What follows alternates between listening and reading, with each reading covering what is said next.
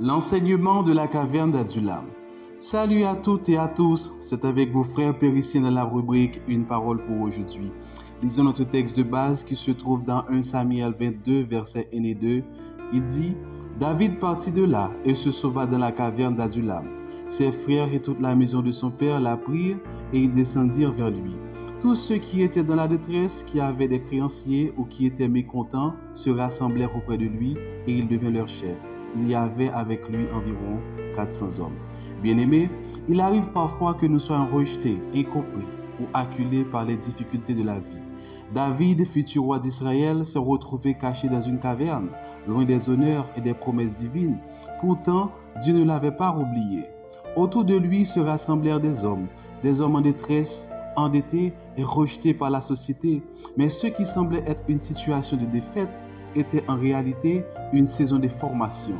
Dieu transformait ces hommes en une armée puissante sous la direction de David. Donc, Dieu s'est servi de son isolement pour lui apprendre à devenir un meneur d'hommes. De la même manière, Dieu peut utiliser tes épreuves pour te fortifier et t'élever. Pour cela, des difficultés vont venir pour te pousser à l'isolement. Tu seras dans une caverne qui te fera douter de ton futur. Alors, que faire en temps de refuge et d'attente dans ta caverne? Premièrement, ne perds pas courage. Dieu travaille en toi, même dans l'ombre. Deuxièmement, entoure-toi de bonnes personnes. Dieu enverra des soutiens, même dans ta caverne.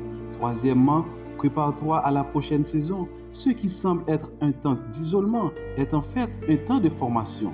Ne laisse pas les épreuves te faire croire que Dieu t'a oublié.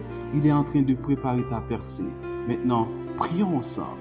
Seigneur, même quand je traverse des moments d'isolement et d'incompréhension, je crois que tu es à l'œuvre dans ma vie.